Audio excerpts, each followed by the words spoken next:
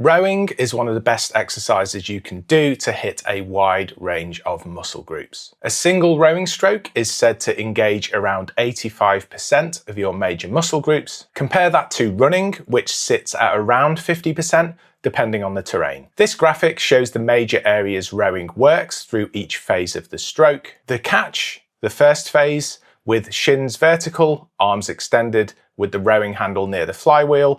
This primarily uses the triceps and the grip strength. Next comes the drive, extending the legs hard as the seat moves back and the chain lengthens, activating the quads and the glutes, the shoulders and the biceps. Next comes the finish. Here the legs should be at full extension with the torso leaned back and the chain at full length.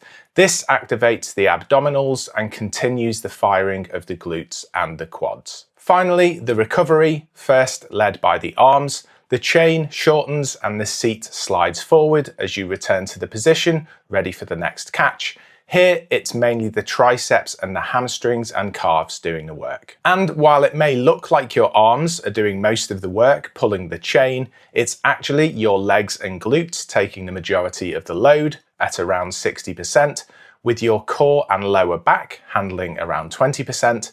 Your upper back, shoulders, arms and forearms make up the final 20%. As someone who runs predominantly, if I'm not doing regular strength work targeting the areas running misses, and I'll be honest, at the moment, I'm not doing much of that, those muscle groups just aren't getting worked. I've got some history with rowing through CrossFit, then High Rocks and Athex, and the rower was genuinely one of my favourite pieces of functional kit during that period. So when Fed Fitness reached out and asked if I wanted to try their Yosuda Series R2 air resistance rower, I said yes instantly. So for full transparency, Fed Fitness gave me this rower for the purposes of this review, but everything you're about to hear is my honest opinion.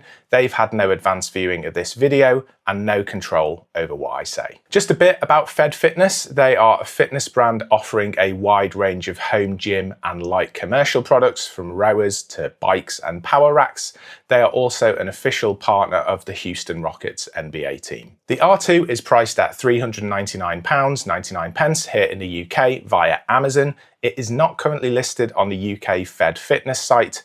In the US, it is listed on the Fed Fitness site at $699.99, though currently it is discounted as of the time of making this video to $563.99. For context, a Concept 2 row erg with standard size legs typically retails for around £990 to £1,200 here in the UK.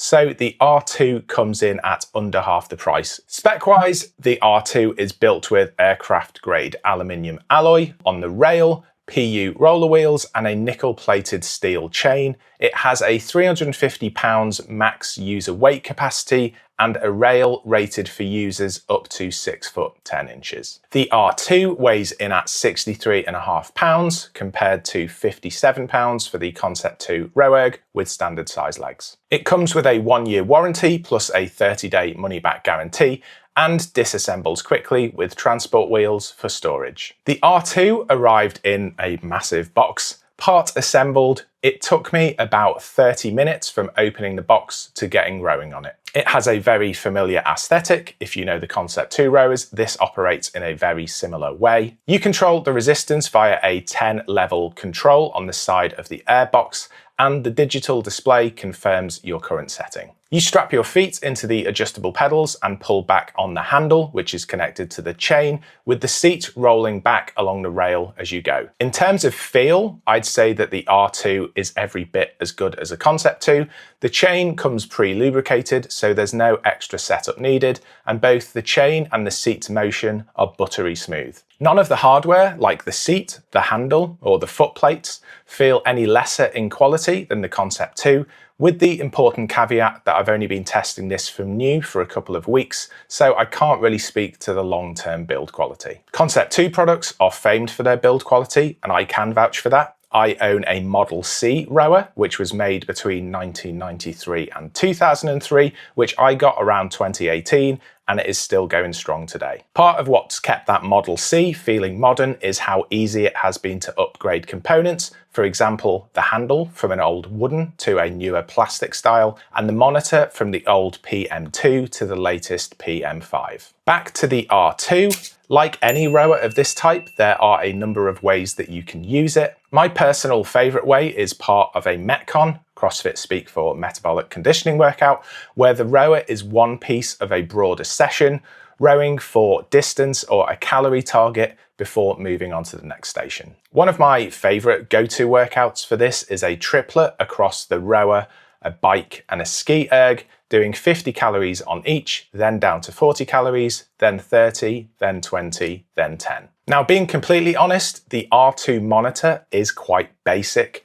It is closer to the Concept 2 PM2 in display technology, more Casio LCD watch than a modern screen, rather than anything from the PM3 and upwards on the Concept 2. It is still definitely readable, but as someone who is short-sighted, I do miss the zoomed-in clarity of the Concept 2's PM5 during these kind of workouts. For ease, I have typically set the R2's monitor to show either distance or calories in the bottom right, depending on the workout, and time per 500 meters in the top left.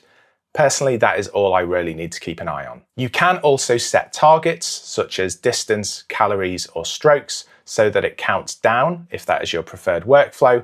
As for calibration, just using the built-in monitor, the R2 lines up pretty much with what I'd expect from my experience on C2 rowers, so no complaints there. While the display technology is older, it does have a modern benefit, which is Bluetooth.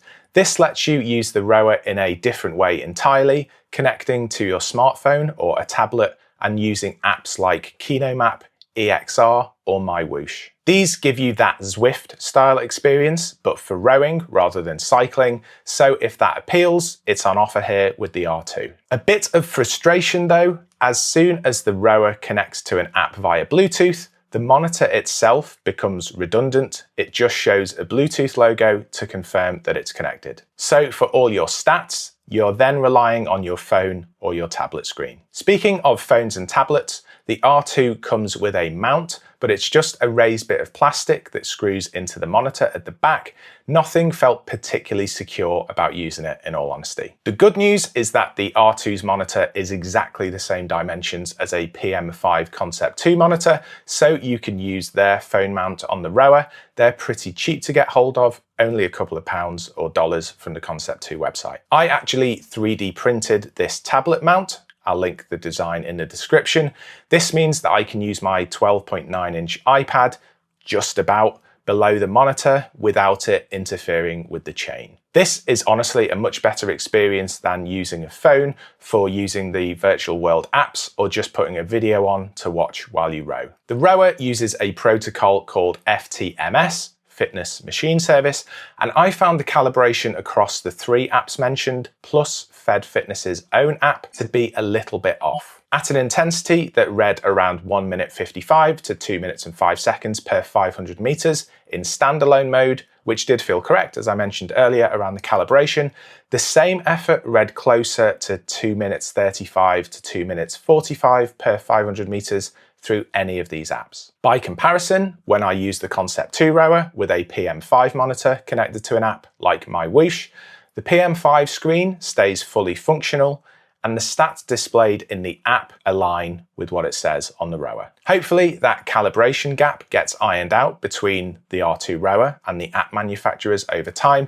because the difference in relative effort between a 2 minute per 500 meters row and a 2 minutes 40 500 meters row is massive. Overall, my experience with the R2 rower has been pretty good. It's a bit quieter in operation than my older Concept 2 Model C. Using it in my preferred way, in Metcon workouts, sticking to the built-in screen, which pretty much mirrors how I've always used my Concept 2, this sidesteps the frustrations that came up when connecting to the virtual world apps. And while the Concept 2 PM5 monitor offers a better user experience, I'm not convinced that experience justifies the £600 to £800 premium that a new Concept 2 rower carries over the R2. If you're doing Metcon work, or you just enjoy sitting on a rower with none of the frills, no virtual world apps needed, I think this is a great value pick. If, on the other hand, the app-based training experience matters most to you, the calibration issue I mentioned is worth thinking about a little bit more. So moving forward, I'll be trying to vary up my training a bit more,